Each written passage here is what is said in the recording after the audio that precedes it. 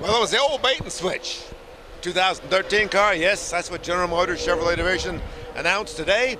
Indianapolis Motor Speedway, Mike Mullen from MikeMullen.net, Thursday afternoon.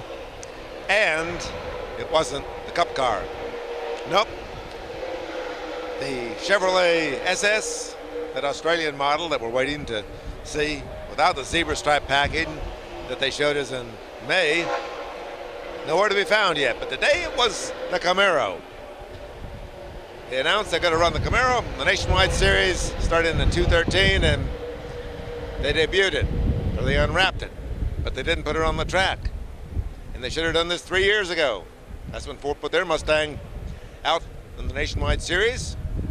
We started talking about it back then, 2009, the summer of 2009. In August, as a matter of fact, almost 3 years later, Chevrolet finally says, hey, that's a good idea. They should have been listening to MikeMullen.net back then. But they're listening now. And we looked at the car. And it's okay. But why wasn't it on the track?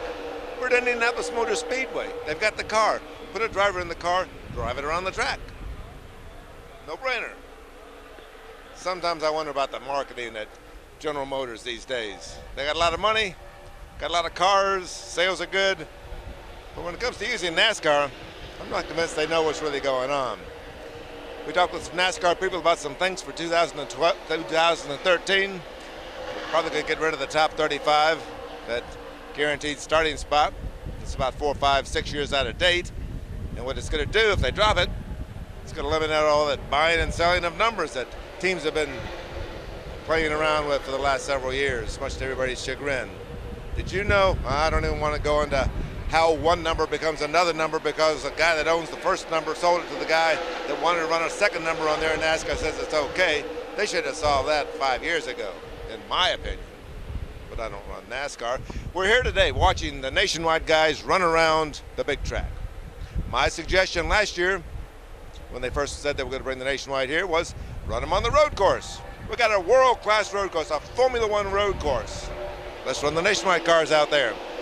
Well, they brought some Grand Am cars here, a whole bunch of Grand Am cars, something like 107 of them. They're going to be racing on Friday. This is Thursday.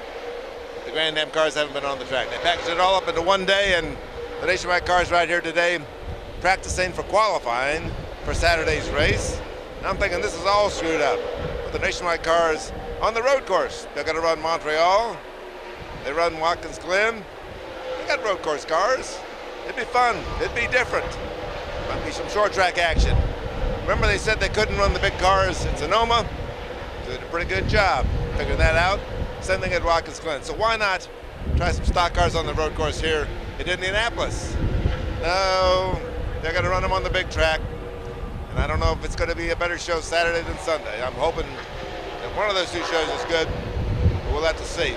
I still think they're all too fast going into the first turn, the second turn, the third turn, and the fourth turn.